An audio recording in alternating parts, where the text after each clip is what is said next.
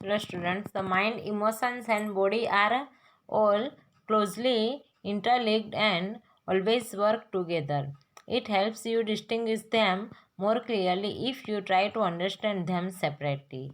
कि मन, भावना और जो हमारा शरीर जो है वो निकटता से एक दूसरे के साथ क्या है, जुड़े हुए हैं, इंटरलिंक्ड यानी जुड़े हुए हैं, एंड ऑलवेज वर्क टुगेदर, और हमेशा एक दूसरे के साथ काम करते हैं.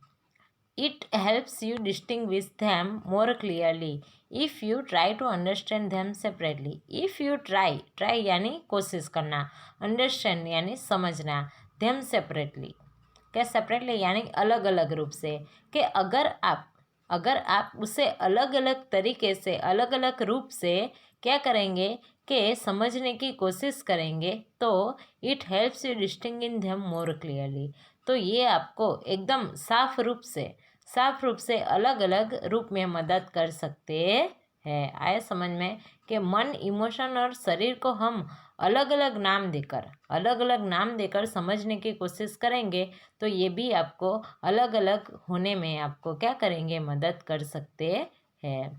Your mental capacities are your abilities कि टू कॉन्सेंट्रेट, कि आपकी जो मानसिक क्षमता जो है वो आपकी एक गुणवत्ता है. किस लिए? टू कॉन्सेंट्रेट यानी एकाग्र होने के लिए, ध्यान एकाग्र करने के लिए. To take in new information, के नई जानकारी प्राप्त करने के लिए. To remember old and new information, के पुरानी और नई जानकारी याद करने के लिए.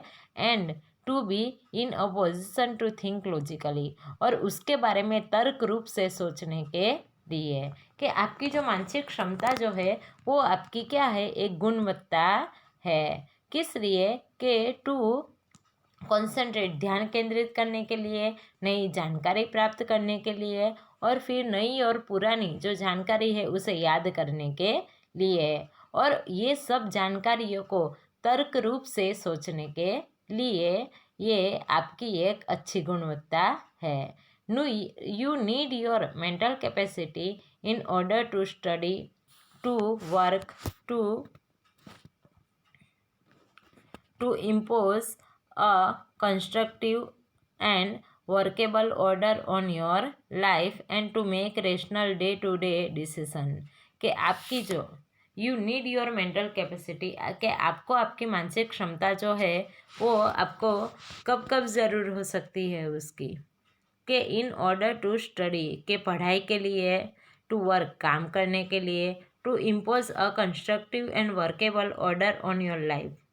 के इम्पोज का मतलब क्या होता है, कि उसे प्रस्थापित करने के लिए, कि टू इम्पोज अ कंस्ट्रक्टिव का मतलब होगा कि सृजनात्मकता और क्रियाशीलता, कि आपके जो जीवन में क्या करने चाहिए, कि इम्पोज अ कंस्ट्रक्टिव, के सृजनात्मकता और वर्केबल क्रियाशीलता, कि आपके जीवन में क्रियाशीलता और सृजनात्मकता लाने के लिए. And to make rational day to day decision, और फिर हर रोज़ के निर्णय लेने के लिए आपको अपनी मानसिक क्षमता की ज़रूरत हो सकती है. फॉर एग्जाम्पल, उदाहरण, if you had the choice of walking to work और टेकिंग द कार, कि अगर आपके पास कोई चॉइस है, अगर आपको काम पर जाना है तो आप कैसे जाओगे, पैदल चल के या कार लेकर. द फैक्ट हकीकत क्या थी, देखो, it was raining hard and you had a cold could lead you to the decision that it was a better to take the car.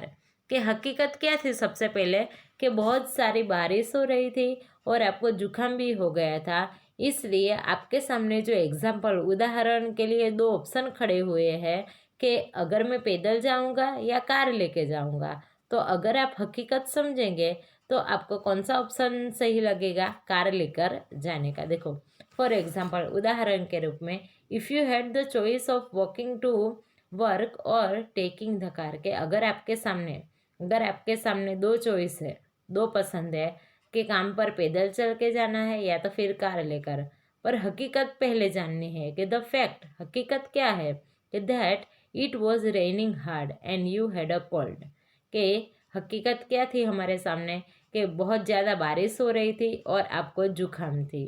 Could lead you to the decision के ये आपको क्या निर्णय लेने, इसलिए आपको क्या निर्णय लेना है, that it was better to take the car, के आपके लिए कार लेकर जाना ही अच्छा होगा।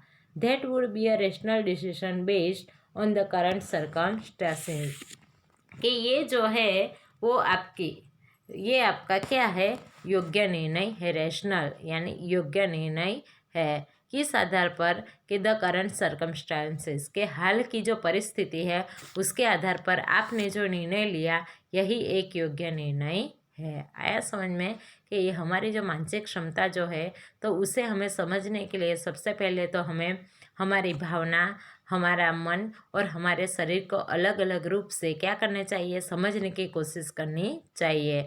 और हमारे पास हमारी मानसिक क्षमता जो है तो वही हमारी एक अच्छी गुणवत्ता है। किस लिए, कि हमारे हर एक काम पर ध्यान केंद्रित करने के लिए, उसके हिसाब से नई माहिती लेने के लिए, नई जानकारी और पुरानी जानकारी याद करने के लिए, और ये सारी जानकारी को तर्क रूप से सोचने के लिए।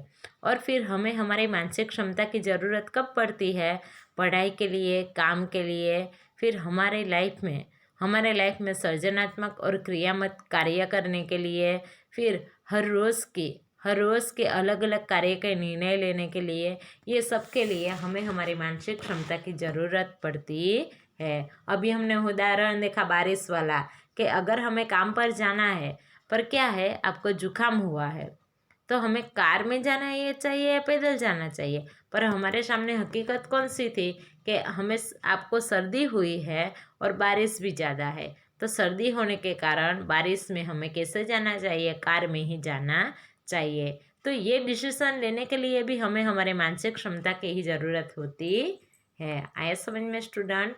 तो जो हम निर्णय हमारे सामने जो घटना है उसके हिसाब से, परिस्थिति है उसके हिसाब से जो हम लेते हैं उसे ही हम योग्य निर्णय कह सकते हैं। ओके स्टूडेंट, तो ये आपको समझ में आ गया पहला पैराग्राफ।